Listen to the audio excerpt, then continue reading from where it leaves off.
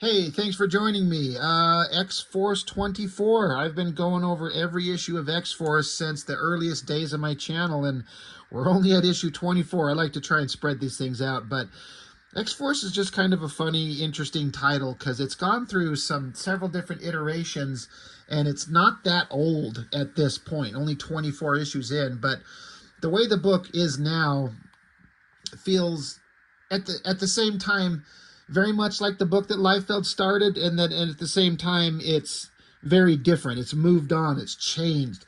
I feel like the writers were, when Liefeld was gone, made a specific effort to change the book so it doesn't look exactly like the thing that Mr. Liefeld had going. Um, I wondered if that is some kind of like mandate from the powers that be at Marvel because they were pissed off at Liefeld for running off to go make Image Comics. So, they're like, we're going to change around this book. I don't know. I'm just completely making that concept up in my mind. I don't have any reason to believe that might be actually the truth, but it wouldn't surprise me. But I found it to be still interesting because honestly, this is still a very new team. Like, chronologically, not much has happened, and the characters haven't really advanced that far in the story and in the timeline from the first issue of X-Force. Like, they got together and they had some battles, and then Cable disappeared, and then they went through the whole Executioner song, and then here they are. Not much has happened, but it's been interesting the entire way through. I've been a big fan of Greg Capullo taking over on this book. Next issue, 25, is the big crossover for the Fatal Attractions crossover, I think it is. And I think issue 25 might be the last issue of X-Force that Capullo did. If it's not the last one he did, it's very close because he ends up going off to go draw Spawn for McFarlane in short order. But I enjoyed Greg Capullo's run on X-Force quite a lot.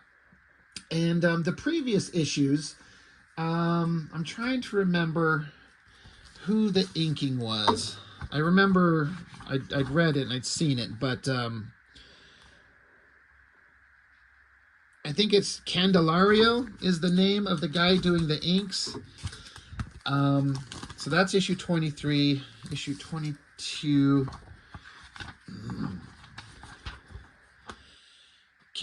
Conrad and Candelario. So, they've had some good inkers. I only bring that up because in this issue, something stands out very different that when I opened it up, I can't remember if as a kid back in, this is July of 93, if I noticed the artistic difference.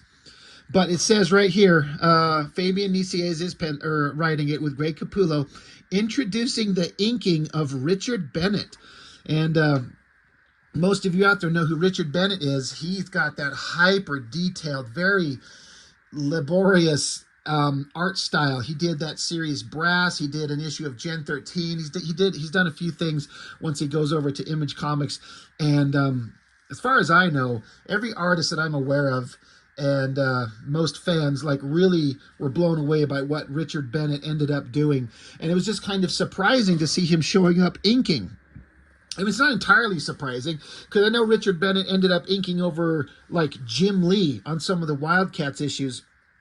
I would presume to give Scott Williams a chance to take some time off because comics is a monthly grind that never goes away. It never stops. So if you want to take some time off, you got to have somebody fill in. So Richard Bennet showed up inking over Jim Lee, doing some really neat stuff. Like, it took Jim Lee's art and it looked like Jim Lee, but it gave it a new kind of flavor, a new vibe, and I dug it. Same thing here. This is all Greg Capullo's, pencils, his layouts, his figure work, but Richard Bennet inking him. Richard Bennet takes a lot of artistic inking liberties, I want to say, adding extra textures and details that I've got to say I don't think were in the pencils, because considering what the inking looked like on the previous books, there's just a lot more mileage with the inking line work suddenly over Capullo's work that just wasn't there before. So I'd be fascinated to see what the pencils look like on this, but Mr. Richard Bennet, he makes it shine. I think it looks fantastic. It looks really good. The story, Xforce, God, at this point, not much happens in this issue. It's all kind of just building up to issue 25, which, like I said, is just to connect it to the next big crossover storyline that was coming up. But the Xforce team, they just went and rescued Warpath and Siren and Boomer from Gideon, and they're on their way back. But meanwhile, they're setting up this new storyline. This girl, there's this convoy running through the desert or wherever they're at. Some hot babe jumps out, needs help, so the convoy stops. I kind of like the panel composition choice here of this really well-drawn tire and then the girl's legs in the distance. It's a nice composition shot. So they get out and they're looking at her, the headlights on the truck kind of illuminating her. She's got this evil look on her face. I remember when I saw that panel when I was younger, the look, the expression, the drawing of it, the hair, everything. I think it looks really neat. Wow, there's this little speck of scuzz on that thing. Anyway, good Lord. I like that face. I like the look. It looks really neat. But they stop these soldiers. Something's going wrong. They get... Oh, she's got some kind of device here in her hand that kind of knocks them out. And so now she's got some helpers that show up. They've got some big kind of cannon that they use to blow open the back of this machine that these soldiers were driving. They blow open the back. I guess they just keep firing inside of it to take out the soldiers. It's very violent. You think anybody inside there would be dead, and maybe they were, but they knocked out these soldiers. Basically, what we're getting at here is the characters of Rusty and Skids, who were part of the New Mutants. They're being trapped and hunted. They're trapped and contained, and these people that are after them, they are the Friends of Humanity. That's a group, an organization that I've kind of heard about in the comics, but I don't really remember. I don't know if I've ever seen much about them, honestly. But obviously, they're humans that are fighting against mutants in a very aggressive, violent way because mutants are dangerous in their minds. And let's be honest, let's be for real. Mutants are a fucking chaotic nightmare thing to have in your society. When you have a single human being that could be mentally ill or just have a bad day and could call down lightning from the skies, create earthquakes, that's just a horrible situation to be stuck with. It's crazy. But these guys in the comics are out to get them. And so Rusty and Skids, these guys basically got disappeared from the New Mutants and X-Force before I ever even started picking it up. So I never read anything from them. They were always just referred to in the past tense as they left to go run off to go find their own path, and they ended up hooking up with Strife. And, we're past the Executioner song and the story of Strife is done, but here they are. I guess we have to address them. But boy, did I have no connection to these characters in the slightest.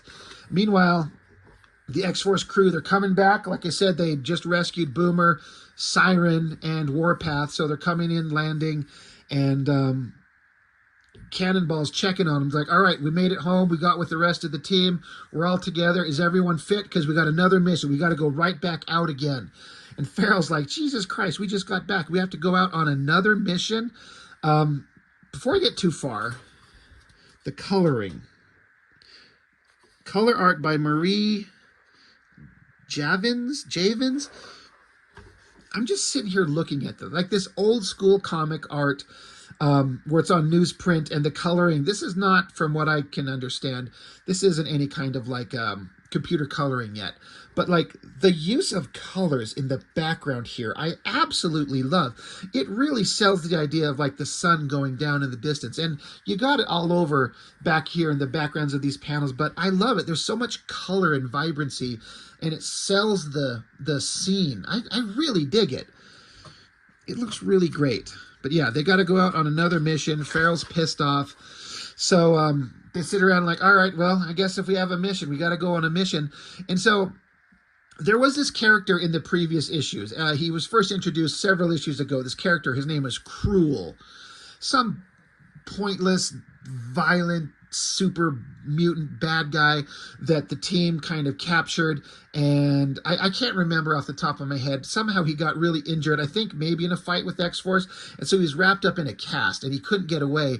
And the Xforce team showed up and took Cruel in his cast and dragged him away because he had information. He knew where the teammates were. And so that's how they found out where they needed to go rescue Warpath and Siren and Boomer. But once that was all done, they still had this character of Cruel with them.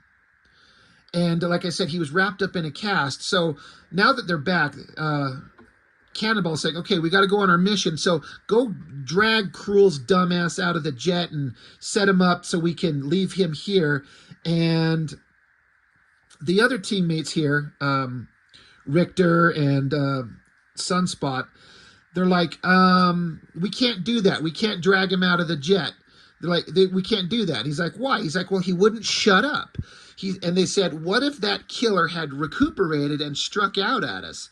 It seemed like the most logical thing to do at the time, Sam. And so Cannonball's like, well, what did you guys do? And they said, well, the fiberglass cast he was wearing floats, so we kind of dumped him in the Pacific Ocean. So they were literally flying back from their mission, and unbeknownst to Cannonball, these guys were like, we don't want to take this violent murderer back to our home base. So they just opened the door and kicked his ass out the jet. And now he's just floating out there in the water. I can see this as being the writer just wanting to find some way to get that character out of their possession. Like, what do I do with this guy? They just kicked him out of the jet. But I do have to say, I think it's actually really funny. Like that's that one I've always remembered. Like, it's pretty clever. But so then the characters that just got rescued, there they are, Warpath, Boomer, Siren, they come back, they got their outfits on, they're ready to go, they got to get into the jet, and so we're going to go rescue our teammates, Rusty and Skids, and some of them are like, they don't want to be with us. And, you know, there's a conversation of, well, they were part of our team once before, back in the day. We owe it to them to go rescue them. All right. So, yeah, they just have to agree with it. So then there's some story points going on here with Val Cooper and Professor X talking about how Val Cooper, she runs X Factor. They're like the government branch of the mutant teams. And so she kind of has to speak to the public and to the government officials about mutant relations. And she's kind of pissed off that Professor X has let Xforce go out on their way and be kind of a free team. Like, how could you keep them? How could you let them go? That's the basic gist of what's going on. Also, another story point is Domino. Like a story point from way back, many, many issues ago, where we find out that Domino, that had been on the team ever since she was introduced, was actually an imposter. She was this girl, Vanessa. And the real Domino, we'd actually never met until several issues ago when Cable found her and freed her right before the end, the storyline of the Executioner song. And Cable told Domino, the real one, go find my team of kids and go help them. And so she's like, okay. She'd been chained up for like 2 years or something like that. She had no idea who the X-Force kids were. She didn't know what they were, where they're at, but to honor Cable, she said, okay, I will go find them. I will go help them. And she's still working towards that goal. And they figured they could come to Vanessa because she would have the information of where to find them. Domino is pissed off because Vanessa took her place, and Domino wants to kick her ass. She wants to kill her. And Grizzly here has to restrain her and hold her back. And, you know, Grizzly's telling Vanessa's like, you know, you should probably help us out before I just let Domino go and she kills your ass. So she agrees to that. Did I miss this part? Oh, yeah, I forgot. Yeah. In the story, God, I flipped through this comic before I started talking about it, and I accidentally completely skipped this scene. I went from this page straight to here. And so I'm like, wait, how did I miss this when I was kind of refreshing my memory with the material? But in the previous issue, Vanessa was in the room with Deadpool and this big other scuzzy bad guy. But then, you know, they were going to take her out. But then Domino shows up with Grizzly, and they shoot down Deadpool and whoever this guy is. Sluggo is his name, some who cares character. So they're like, hey, what do we do about Deadpool and Sluggo? The police are bound to find their bodies. And so Vanessa says they aren't dead. And so she goes up to Domino and takes the gun out of her holster. And Vanessa says, we need to buy some time. So Vanessa shoots them both. It looks like could be in the back of the head, to just shoot them and take them down. And even Grizzly, he's like, you lased them in cold blood? And so Vanessa's like, right, 10 minutes ago, you guys shot them from behind to save my butt. So you've got a problem with this? Besides, it takes a lot more than a couple of laser blast head and chest shots to kill these two. So yeah, they were shot in the chest, and then she shot them in the heads with a laser blast, and she's like, they're still not dead. So these characters are like a little bit overpowered, but this buys them some time. So she tosses the gun back. She's like, I'm buying us time. Let's get out of here. Are you three idiots coming? And so there's kind of shocked. I got to say, I love the way that Capullo draws Domino. Her pale face, the black spot on her eye. Capullo even designed her with this, like, the traditional Rob Liefeld bullshit face mask thing. But he makes her look good. I like the way that looks. That looks awesome. But anyway, that's that story point that we're still building up to, that Domino, the real one, who we've never met until she got rescued by Cable, is still trying to track down the Xforce team. Meanwhile, out in space, no words, just a hand reaching into the vastness of the universe, energy crackling around everywhere, big burst of energy. We will get to that in just a second, but I have to say, there is this ad here in the middle of the book. Flipping through this thing, man, I forgot, because I haven't seen it in forever, but talk about hyping up the upcoming books. Like, the amount of pages this advertisement here encompasses in the middle of this comic to, build up for all the crazy new things that are coming. Like, it just starts with this front page of, anniversary experience, and it's a list of all the names involved: pencilers, writers, inkers, everything. So you flip it open, and it's like that's X Factor right there. You got Deadpool, you got the Cable, I think from the Cable regular ongoing series, Wolverine and Sabretooth by Tex. I think that's a Joe Quesada sketch of this new character who's going to be introduced. I'm trying to remember what his name is. Exodus, this guy. And that looks very much like a Joe Quesada design. It looks really good. Joe Quesada has an interesting design sense, and I like it. But all these books, black and white art, I love that era of Joe Quesada. It looks so good. I think it's inked by Al Milgram, and I think that's kind of my favorite era of Joe Quesada art right there. More stuff going on. You got Gambit here. It's just a bunch of quotes from characters and behind-the-scenes artwork. I always like this little shot. It's drawn by Dwayne Turner. It's like a drawing of a painting from Colossus of his sister who died. It's really kind of a sweet thing. Really well done. More ads, more conversations in the book about things coming up. This great black and white shot by Tex. I've always loved that shot of Wolverine right there. It kind of fits the character so perfectly.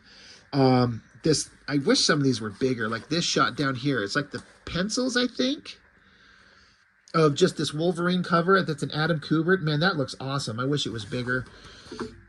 But look, these ads just keep going on and on. There's even more. We're getting into the Avengers. And this is like a boring-ass version of the Avengers. They're all wearing like leather coats for some fucking reason. How stupid is that? Somebody at some point thought like all the Avengers should wear leather coats, or at least some of them. I think this is Steve Epting art with, I almost called him Wolverine, Magneto there. That's interesting looking. Of course, the connection with the Avengers and Magneto is, of course, Wanda and Quicksilver. More. What is that? Hercules? And the other version of Thor who becomes Thunderstrike. Just ad upon ad upon ad. More here. War Machine, some version of Spider-Girl, Spider-Woman. I always love that sketch of Gambit. That looks fantastic. I'm not sure who drew that. Let's see if it says. Lee Weeks. That's a great sketch right there. And then the one thing that was most prominent is Generation X is probably like old news to most of us now. Of course it is. But at the time, Generation X was a big deal. Like there's a new book introducing new characters. It's like we had X-Men for a long time, and then the New Mutants came along. Well, now we've had X-Men and New Mutants forever, and then the new team of young heroes is Generation X. And at the time, that was a big deal. It was a very kind of exciting thing that Banshee was going to be leading or heading up the team of this new team book, a new X-Men book, Generation X. Anyway, back to the damn story.